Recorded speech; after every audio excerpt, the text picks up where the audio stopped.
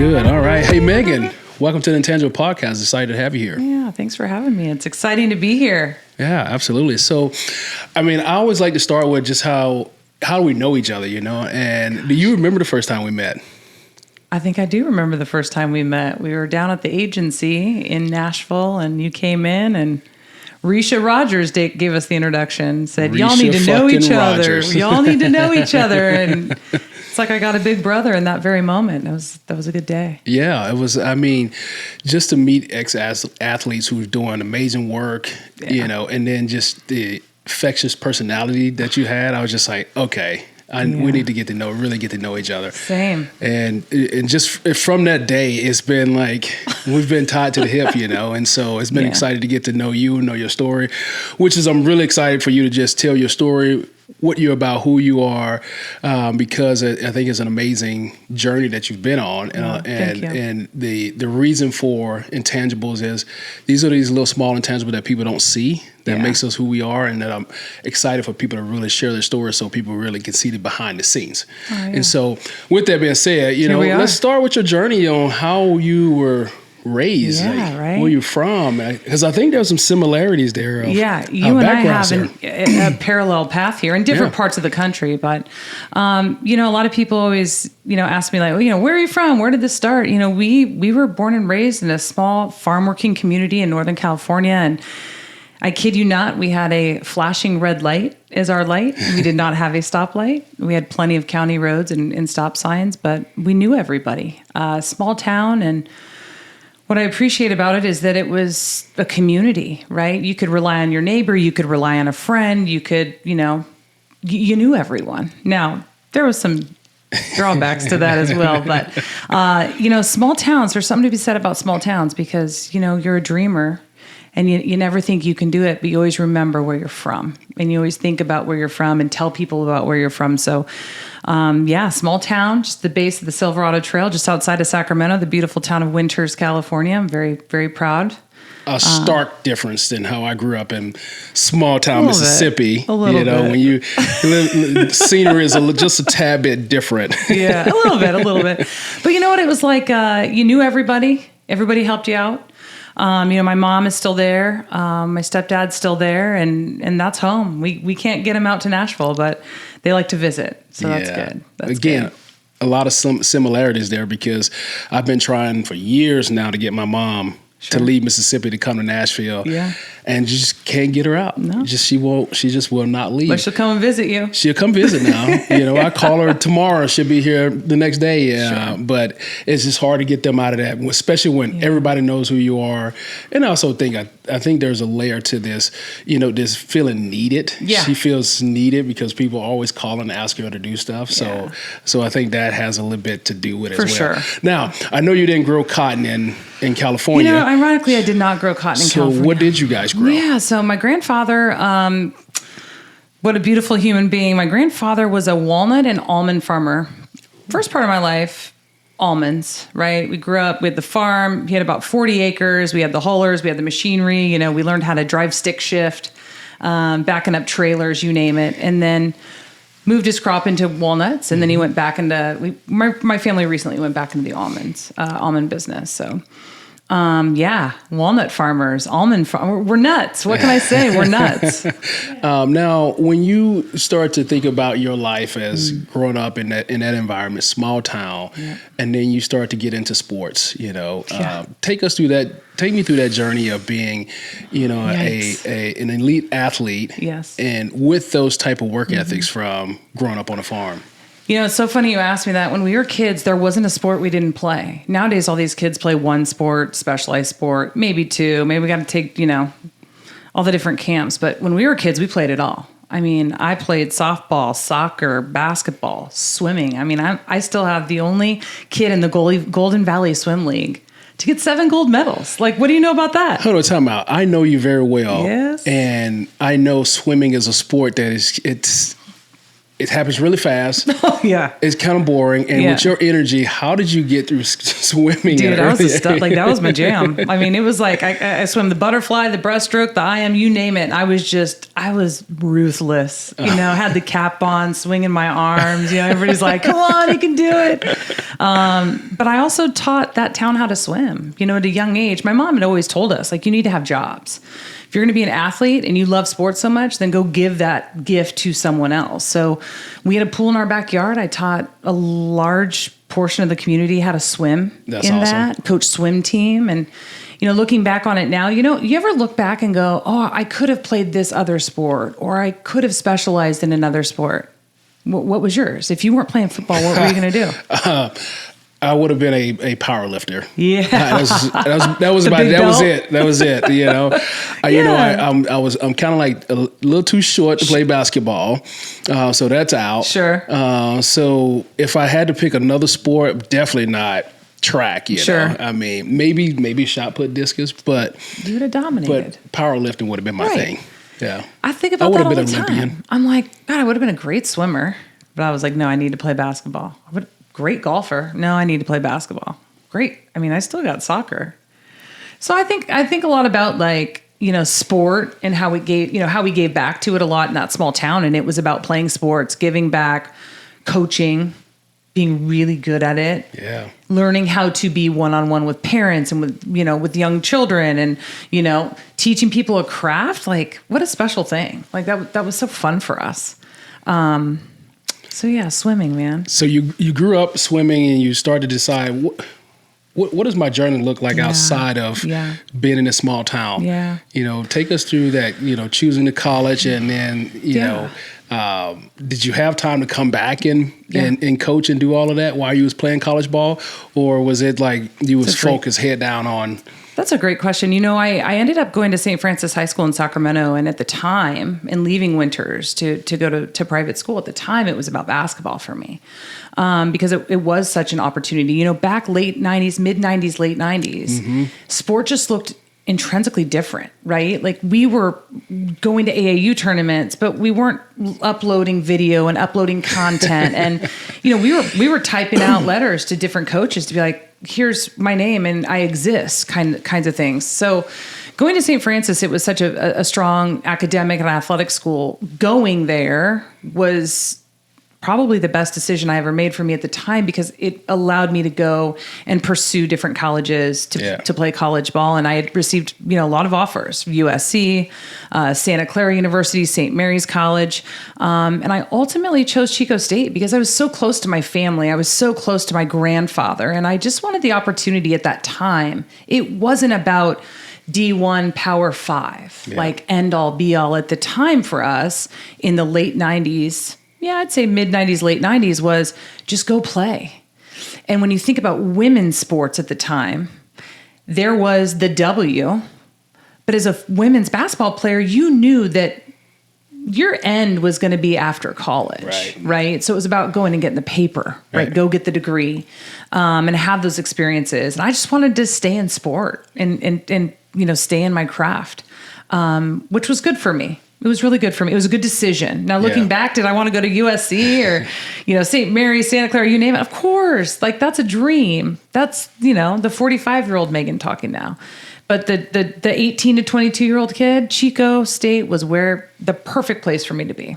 Now, when you start to, when I started to think, looking at your transition, looking at the things that you've done in your life, in your career, and climbing that corporate ladder, and hearing your stories about sports and farming, now I have a better sense of why you've transitioned so well. Can you talk a little bit about that transition into that world? Because again, women's sports versus male sports is a lot different. You kind of that expiration date is a lot sooner for a women's sport than it is for male sport, and so you had to start thinking about that a lot earlier. So tell me about when you had to start thinking about that and then getting into that transition. Yeah, absolutely. So it's interesting. So always loved sports, always watched Sports Center, never missed it. I mean, I knew stats that I didn't even my dad and my everybody would look at me like, well, how do you know that? But I always knew in some ways, shape or form, I wanted to be involved in sports for the rest of my life.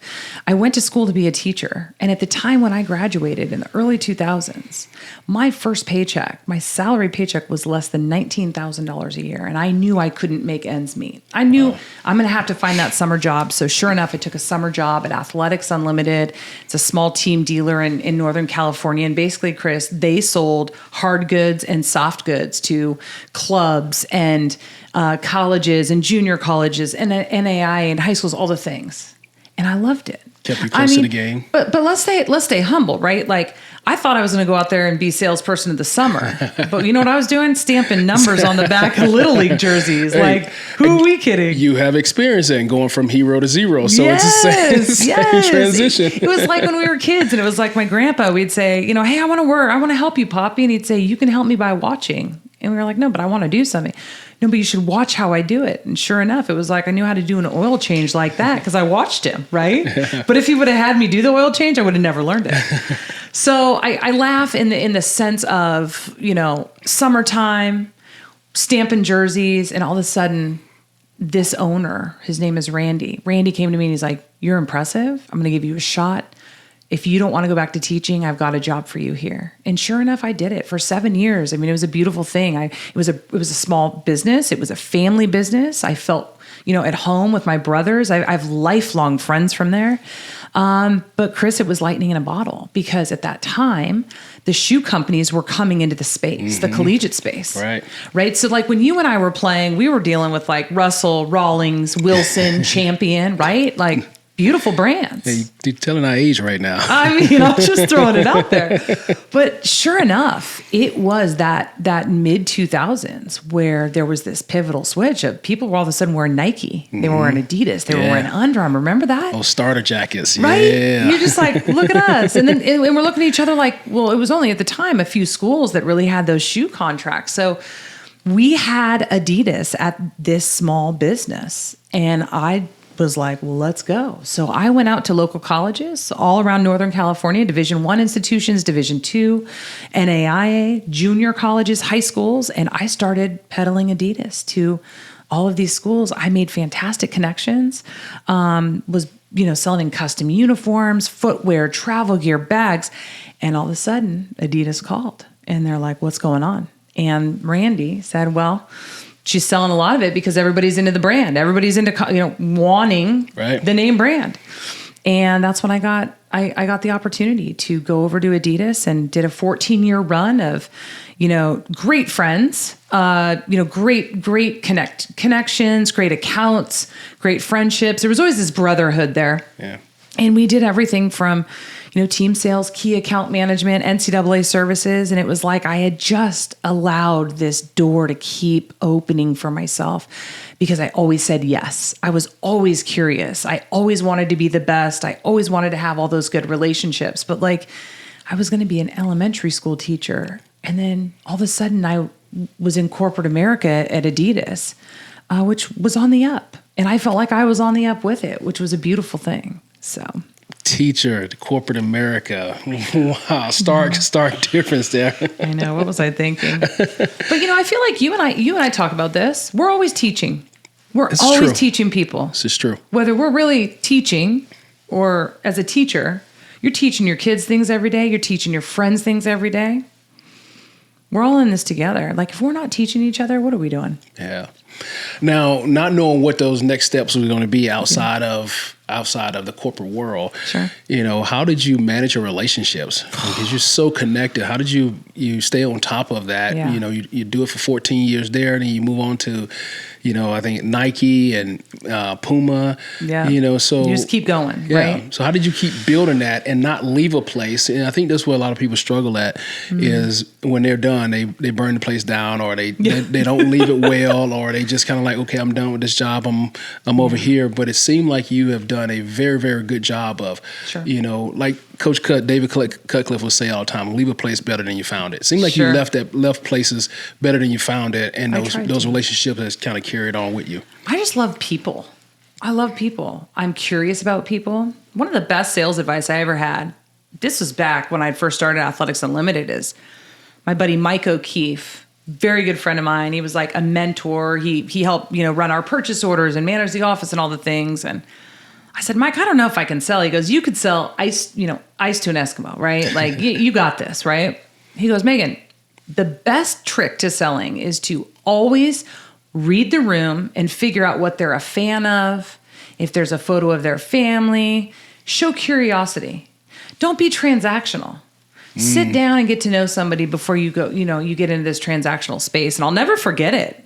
It made me be very much eyes wide open. I went to a high school and I sat down with a football coach and I saw in the back, he had a Raiders helmet.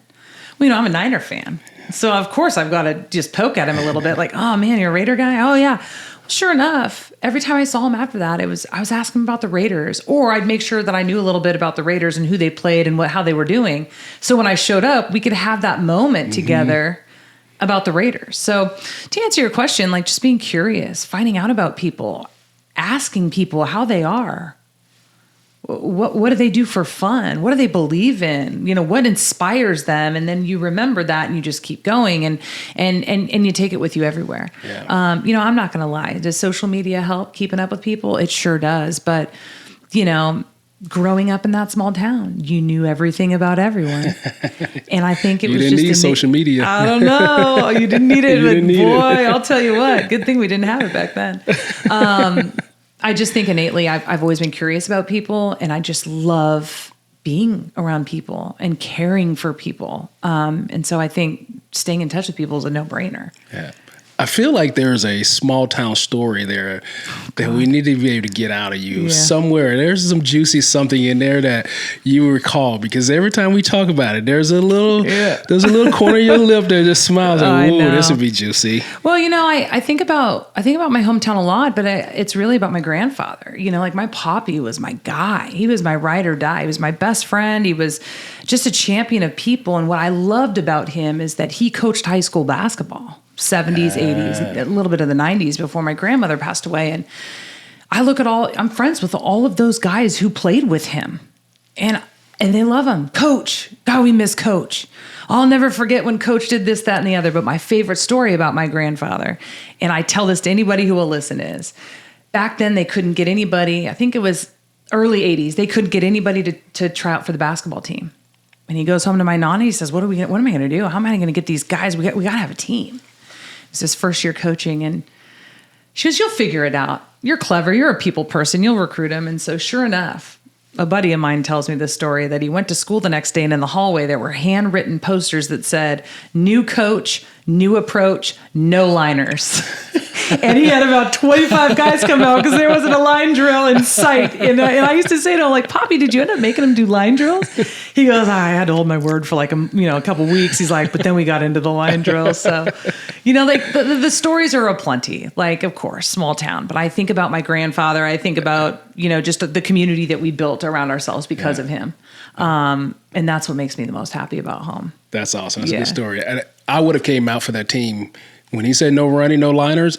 I'm in. That's the only reason why I didn't play basketball. The only reason why I was like, right? No, basketball is not for me. We got to make that a t-shirt. New coach, new approach. No liners. No liners. I'm in. I'm in. Well, nowadays that can get a little confusing. I know. But, like, I mean, it is what it is. We just go with it. Well, all right. So, because you are I don't have to really explain this to you, because you are, a football fan. Oh yeah. And so I do this segment here where it's just 2-minute rapid fire going into 2-minute halftime. drill. Joe Montana, 1-minute drill. There you go. I mean, who's a Niner fan? And to start off with that, your favorite Niner player? Absolutely Joe Montana. Why?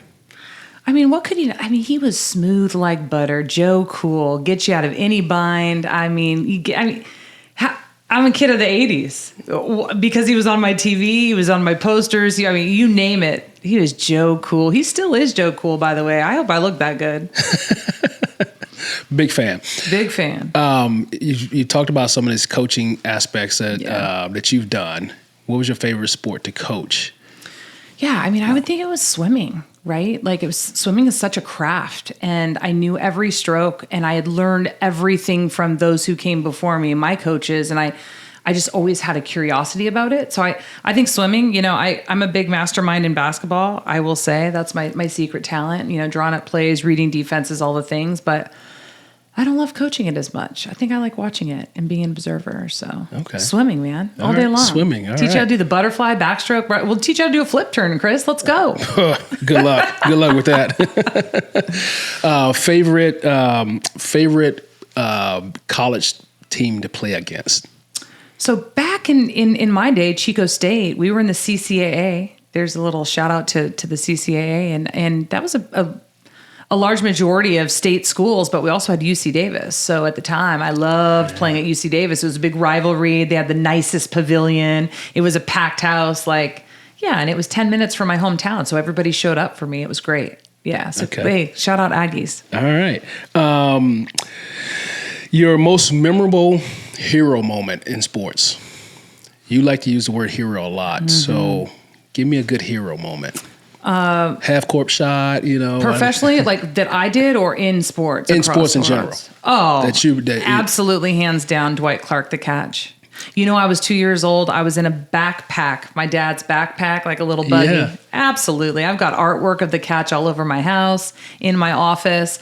I mean, think about that for 1 second. You're a football guy. The precision, the timing, the back foot, right? The stretch. And then, 1982, 1983, whatever it was, all those people grabbing all those snapshots. It's a beautiful thing, man. That's awesome. That's awesome. All right. Because you've been in sales, so I know you've got a lot of travel time in you. Yeah. What was your favorite thing about windshield time? Windshield time is my favorite time, right? You do the most thinking. You get deep in your thoughts when you are commuting, when you're looking out an airplane window, when you're just in that moment. My favorite windshield moment is being in traffic with my grandfather, and we're sitting in Highway 80 and 680 there in the Bay Area, and we're just in bumper to bumper to bumper. And this guy looks at me and he goes, "Hey, did you know alluvial soil is the most fertile soil in the world?" And I'm like, "I'm sorry, I'm in bumper to bumper traffic, and we're talking about alluvial soil. You really are a farmer." He kind of chuckled. He goes, "No, Megan, I'm serious." He goes, "It's formed in riverbeds, and it's made by clay and silt and sand, and that's where gold and platinum and diamonds grow." And at the time I laughed, Chris. I was like, okay, what's going on here? Are we on candid camera? We're on our way to a basketball game. I've had a long day at work. Where's this coming from? But I remembered it because I heard gold, platinum, and diamonds. So that was my favorite moment because we'll get into it. But when I started my company, I did a nod to that moment for sure. That's awesome. So you make that transition out of sports into corporate world. Yes. And the corporate world is, assuming, going well because you did it for a long time, a lot of different areas, and learned a lot. Yeah. But Megan is now at a point where it's time for Megan to kind of go out on her own and do her own thing. Yeah. She also realizes that her skills are transferable, that she can do it for herself. Sure. Take me through that journey of making that decision, because I'm sure it wasn't an easy decision to leave the comfort of corporate America, right? There's a little bit of comfort in corporate America, but it was so funny. So many of my friends had always told me for so long, Megan, you have a knack for this. You have a knack for marketing. You have a knack for sales. You have a knack for team building. You have a network, and it worked out. Right. I never went all in on Megan until, name, image, likeness really came around, which I know we're going to talk a lot about. But, I look at this from the lens of, at the end of the day, I finally bet on myself. The whole world, my whole life has been betting on me, right? Do this, trust Megan, work with Megan, buy from Megan, be on Megan's team. But I never saw it until I had to bet on myself and go all chips in. So, I started a company, identified a couple of different gaps. But what I did was, truth, Chris, I picked up my cell phone and I wanted to solve a problem. I just didn't know what the problem was quite yet. So I picked up my cell phone and I called 50 athletic directors across the country that I had either worked with in some capacity, or that I had met at a convention, or I met at a mixer, or I met on a trip. And I made time to say, I know your time is valuable. Can I have 10 minutes of your time to really talk about the space? Talk to me about what's needed, how you can, what support systems you need, what kind of departments you need, where are you flourishing, where are you thriving, and where could you need some help? Where could you use some help? So long story short, I wrote down on a whiteboard everything that I heard. I wasn't afraid of it, but I figured out when I stood back, I'm like, there's three things these athletic directors and leaders need, right? They need marketing. They need campaigns that really connect their donors and their communities, right? And they need some impact work. They need some community impact, thriving, put these athletes and their coaches and their programs in this light of, let's celebrate community a little bit here. So I designed just that. And to start that though, yeah. What was your first target? What was the first thing that you were thinking about? When you look at the board, the first three things you saw, but then how do you start to attack that process? Storytelling, right? What do we know about donors in the collegiate space right this second? They are tired. They are exhausted. And do we blame them?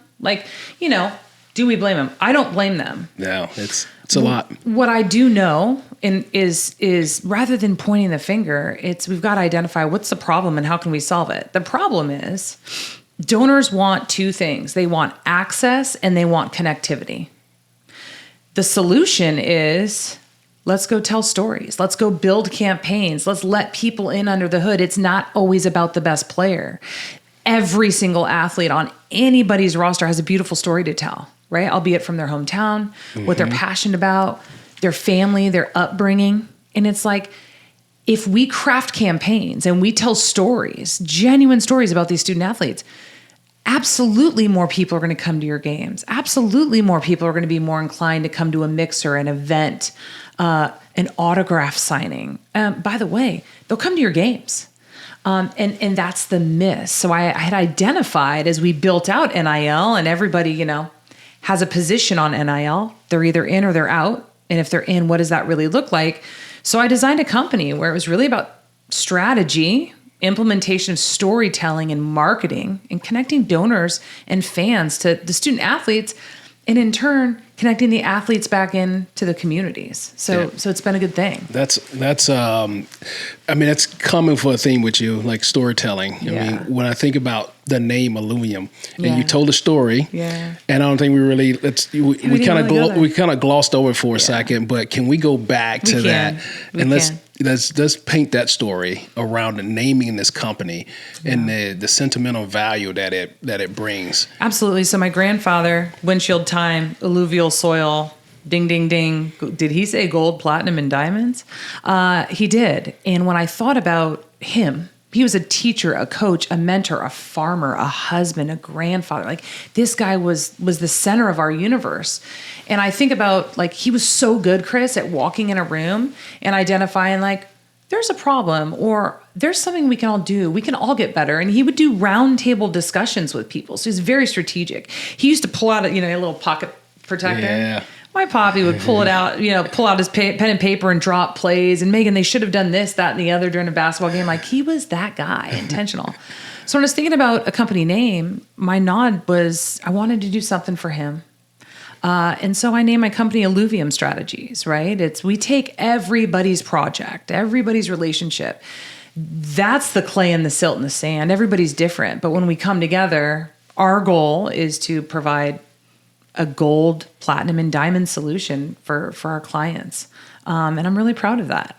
And I'll also tell you, when I tell that story to people, they instantly see that we are deliberate, we are passionate, we are, attention to detail oriented, and that we care. There's something beautiful about being boutique, right? Boutique to me is premium, but it's also intentional. Right. Right? It's just very intentional. So it's been fun. Which is, the intentional side of things. You show up with something that's on the table here that is also means a lot to you. Did. And I am very impressed that you have these with you everywhere you go. I do. If they're not with me, they're in the trunk, they're in a backpack, they go in suitcases. So why do you travel so much with these? Why is this something that whenever you're having a hard day or whatever it may be, that you pull these out, or when you show up to do a podcast, you have them with you? Yeah, so I said, you cool if we put these out? You're Absolutely. By all means, I expected you to. These were my grandpa's shoes. He played basketball at Cal Poly 1949 to 51, 52-ish. I want to say 49 to 51. He was in the Army.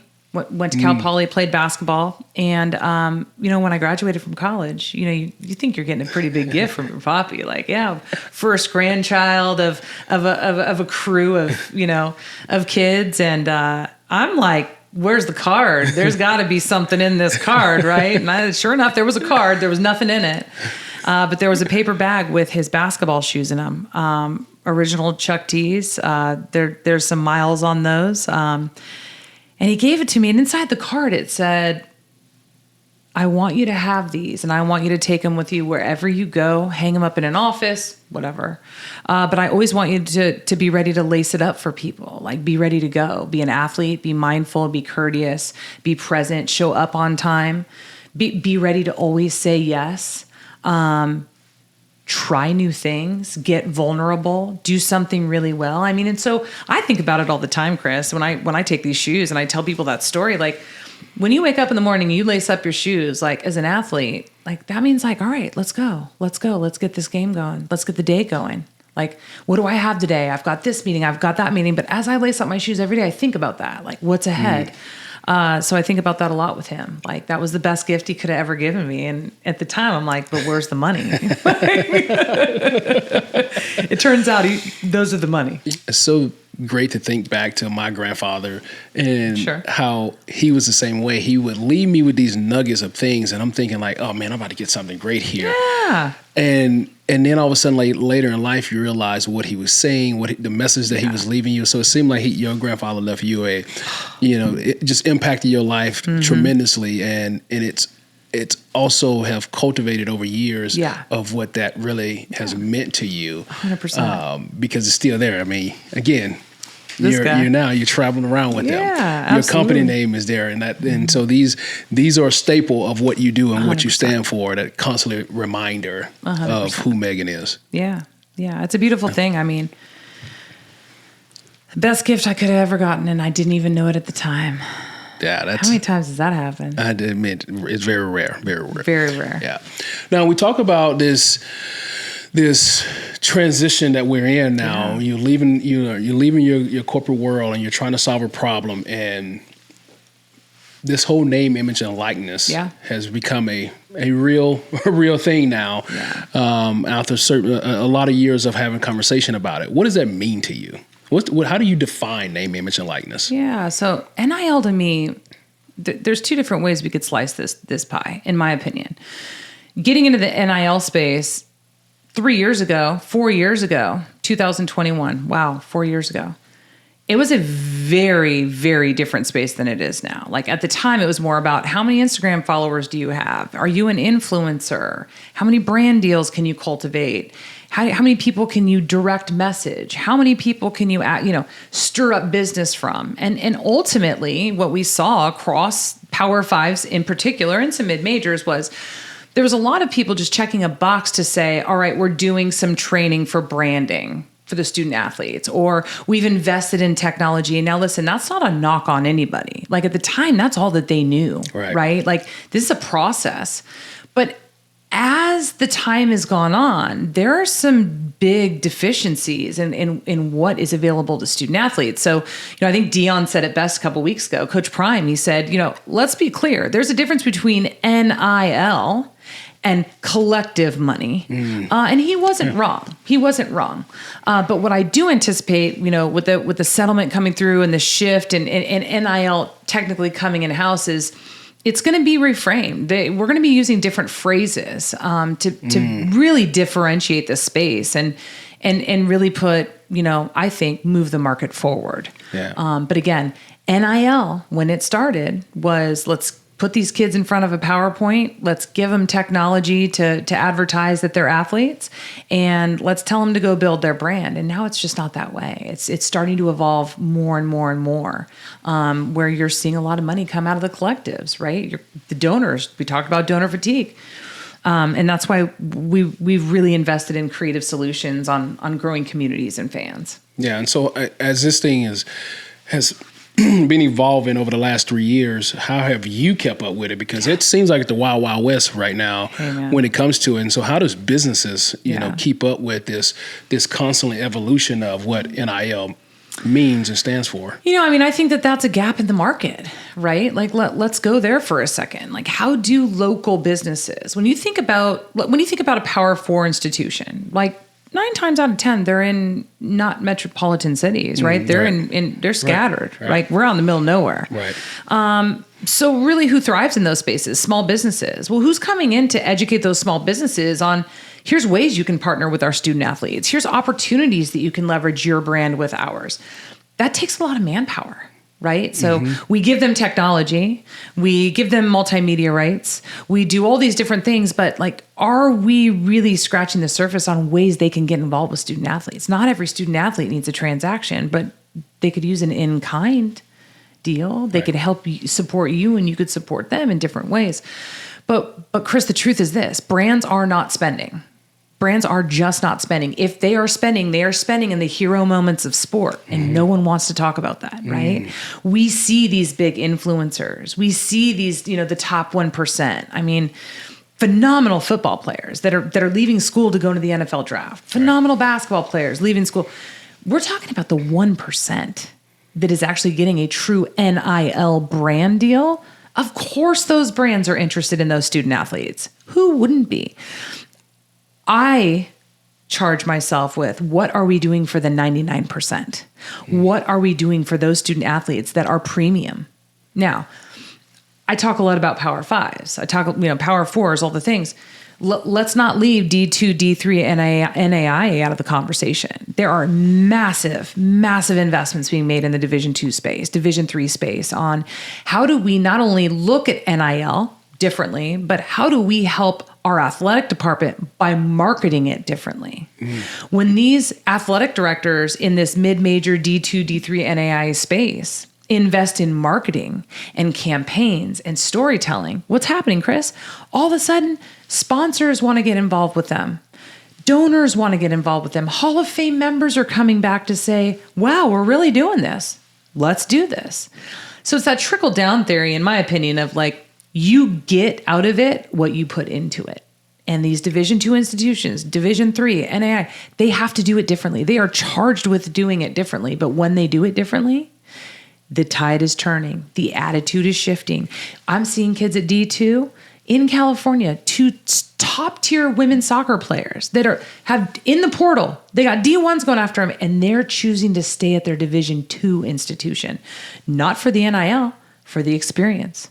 Seeing that they're treated like a Division I athlete, seeing that they have the equipment, that they have the marketing, and that's a beautiful thing. So I think we need to look at perspective here, right? Like as this evolves and comes in-house, yes, everyone's going to get X amount of money, or there's going to be an allocation fair. But what are we doing on top of that to charge our communities and fans to come together and really get to know these student athletes? Yeah. I mean, and it's also like, is there some foreshadowing going on here where you have this European European model of, hey, you have to pay me to get my player. Absolutely. Do you think the D2s and the D3s are positioning themselves so that, spending more in marketing so they can start telling the stories of these young athletes so that it puts them in a position for Power 5 school to come in and say, hey, we want to purchase this player. This do you see it going that way? It's just something that's been thrown out there.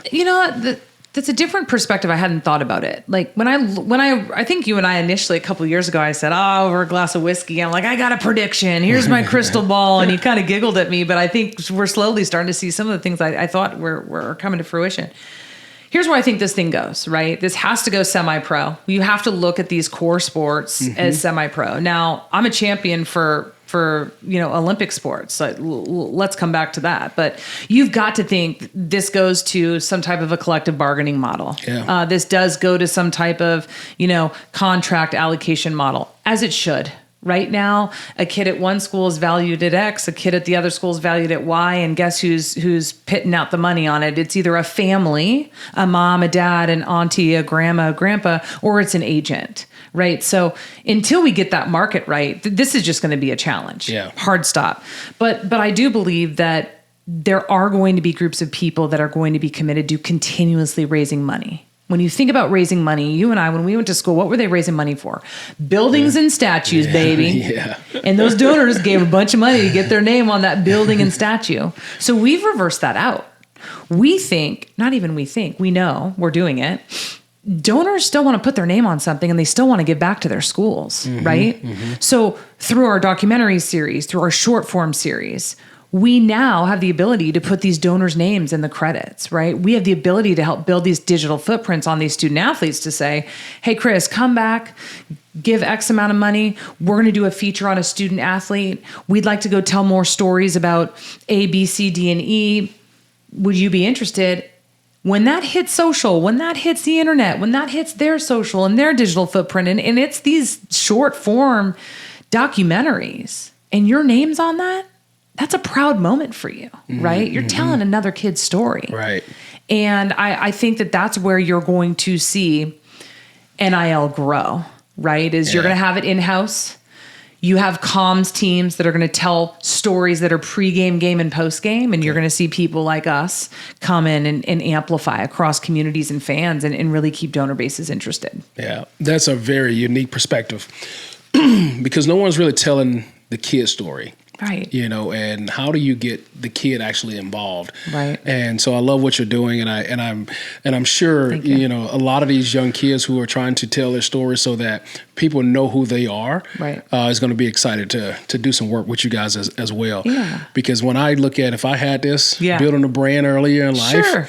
You know, two things that I think about that comes out of this is the first thing is that as a young kid, you get to practice. You start practicing. You build that skill set of communicating and telling your story and talking. But then two, you know, what is that thing that I want to let people know and leave people with about who I am versus if I do something wrong, which we all do. That my story is not the mistake I made. Sure. Because now I have a digital footprint of like all these other things of who I am that people can turn to. And then I'm not, you know, putting it cast out when it comes to the real story about who I am. And so I think it needs to be told. And I see a huge gap in that space from a storytelling standpoint, but also this generation of athlete because of social, you know, that they need a little bit longer form of content versus just the quick story on Instagram. Absolutely. So that kind of leads me into kind of like this growth model, right? So we have Alluvium Strategies. We were doing strategy and consulting. We have a phenomenal team of across the country that works on our projects with us. But the truth is, I started to identify. I have this weird knack. Follow me on this one. It's like I can see what's coming, and so I like to create things before they come. And so I've recently launched Athletes PR, and Athletes PR is PR for Gen Z. So the hole the gap that we're filling with Athletes PR is, Chris, NIL comes in house, and all these athletic departments do a great job. Sports information directors, they've got comms departments, internal. They do a great job with pre-game, game, and post-game, right? They tell you when the game is. They show you the highlights from the game, and they get you that final score, and we're high on life. We'll see you on Sunday for, you know, the bobblehead day, right? That's what we're doing. Well, if we're going to truly own NIL in-house, we need to give the athletic directors a tool or a service of public relations for their top 6, 12, 18 student athletes to say, let us come in here. Let us get these stories told. Let us get these student athletes in the right places, albeit press, events, experiences, help them build their digital footprint. We have a content company, bring them in-house, get elevated content to give them, to seed out to brand partners and really give them that 360. But the most beautiful thing is that we have a communities arm of it to say, hey, athletic director, let's take 8, 9, 10, 12 of your teams out into the community, and our team will execute the event, capture the event, do the press release on the event, because all tides rise when we're all in community for one another. And I'll tell you, I've identified this as a gap, and I truly believe in it. You were an NFL player. If I would have told you in college, hey, Chris, we got PR for you, what would that have meant to you? Especially, I mean, the work that I was really wanting to be involved with, to be able to tell that story of things that I was really interested in, I mean, I would have been all over that. Yeah. And if I said, hey, Chris, like, let's get you to the ESPYs, let's get you a stylist, let's get you some coaching, some public speaking coaching, let's get you some donor engagement activities, let's go learn how to shake the right hand and how to conduct ourselves. Did you have those tools when you were 18, 19, 20 years old? No. And because I think about it, it's not just setting a kid up to go on and play professional sports, because it's a small percentage. Yes. Small percentage go on to that next level. Yep. It's shaking the right hands, getting to know the right people for career after sports. Right. And so you have practice now at it. Right. When your time as an athlete is very limited. 100%. To workouts, get up, you eat, you go to class, and then you're back in there, practice, and then your next thing you know, you're into a game, and so then you have this media and all these different things that come along with it, and so we have to start putting the reps into the hands of the athlete and things that's now pretty much become a mandate for them now, and so these things that are mandates, it's how do you make it a real life rep for them. For real life, and so I love what you're doing there, and I love the gap that you're closing in on, because I think that the challenge is going to become like, how do you separate the two when you bring it all in house? Yep. Because the game day is a big production. Yeah. So when you're trying to get all that stuff prepared for game day, post, press, all those different things, how do you then still focus on the athlete? And so what I'm hearing is that your goals is to also come alongside the universities to actually work with the athletes to make sure that they are also getting their real name, image, and likeness into other areas, and not just the collectives. 100%. And I mean, as leaders, we've all asked these kids and these student athletes to go do it on their own. Hey, here's a class, go build your brand. Well, when is that kid going to have time for that, right? But more importantly, like, what are we doing to set he or she up for success long term? Right. Now let's go a step further, right? You were a professional athlete, you had an agent. If you really look at the top 5, 6, 7 agencies in the country, their interest in NIL is very small. They have 2 different clients that they're looking for: a kid who's going to go pro, or a kid who's an influencer. All right, again, we're talking about less than 1 to 1.5% there. So, athletic directors are going to need to retain these kids. Right. You're going to need to make yourself look real sexy. Like, not only here's your check, but here's all the things that we've done as a community to amplify you. And that's what I was thinking about. This also becomes a tool. 100%. A tool for a coach or athletic director. Yes. That we're not having to re-recruit our players every year, because we're going to make sure you have everything you need. Absolutely. Not just the marketing aspect, but the mental, the wellness, all of it in a package where we know that you're in the right spot. You get to make that decision. 100%. I'm in the right place. So there's a couple ways you could look at it, Chris. Like, we're going to partner with athletic departments, but we also have an avenue to partner with collectives. We have an avenue to partner with families, right? That are like, we need support for our son or daughter. We're able to partner with agencies and brands. I built this from the lens of putting really talented people around me. I've got a phenomenal marketer in MMA Bradley, who's just genius beyond belief. I'm working with Chris Kraus, who is the founder and president of NCSA, which is a recruiting platform that ended up being sold to the Endeavor family. And I just take a lot of what these two know about sport and marketing and amplification and platforms. And, we talked about learning every day. I mean, I go home and I'm just like, I guess I better watch reality TV. I can't think right now. Put on the Housewives, man. I need a break from thinking, but I love it. And I think we're onto something here. I don't even think we're onto something here. Yeah. And I'm excited about it. I'm so excited about it. I'm excited for you. I'm excited for these kids because, it's one thing to get a collective check, but it's another thing to actually build a brand and tell your story in a way that it's authentic to you. Absolutely. and it's about you. And so I think that's the piece that I'm excited to see, because it lives on forever. Yeah. And so no matter, like I said earlier, no matter what mistakes a player make, that, people can really still get to see the human inside the athlete. Absolutely. And so I'm excited for you to go on that journey to tell these athlete stories, to help them through that process. You're the best. But as we start to wrap up this podcast, I always think about these different intangibles, and you have a lot of intangibles.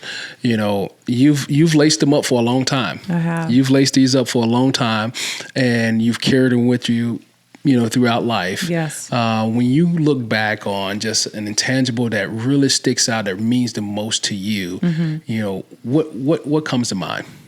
A lot of things come to mind from an intangible perspective, but There's one statement that my mom used to always write on a napkin in my lunch pail. I kid you not. And it was, be a leader, not a follower. And I think about, what are the intangibles of being a leader, right? And it's easy to get caught up in the noise. But being a leader is being genuine, is being on time, is communicating, following up. I work on deadlines. You're an athlete. We work on deadlines, right? I always giggle. I got a lot of people who are like, you have way too much energy. You're asking me for way too many things. But that's my way of saying, I have a deadline. I am passionate about this work. I love the momentum we have. I'm going to put so many people around us that everyone's going to turn ahead when we're done to say, how did they do that? Right. And that's what excites me. That's the intangible, is like, be an athlete, have grit, say yes, say no, be vulnerable. Like, I just believe in like getting after it. Last question for you. Okay, let's go. What do you got? We've watched this thing evolve over the years. And if you look back on the things that you've learned, what piece of advice would you hand off to a young athlete who is looking to, get to play college ball? Sure. 2, maybe make it to the next level. Yes. 3, maybe make that transition out of sports and to do something in life, as you have done, 100%. as we have done. What would that advice look like? 2 things. Trust the process and trust the people in the room. Really put good people around you, right? When we think about our lives, in my lifetime, I talk about my grandfather all the time. I talk about my sister, my nieces and nephews, my friends, my family, my mother, I talk about all these people, and they're all really, really great people. They're my ride or dies. And I would say, you have to trust the process. When you put good people around you and they ask you to get vulnerable, they ask you to try new things, they ask you to market yourself a different way, they ask you to show up a different way, it's because they care about you. Yeah. Right? And I don't think that enough people really sink their teeth into that. I think it's a very transactional world that we're in. And when you take the transaction out of it and you really settle into the room, the sky's the limit.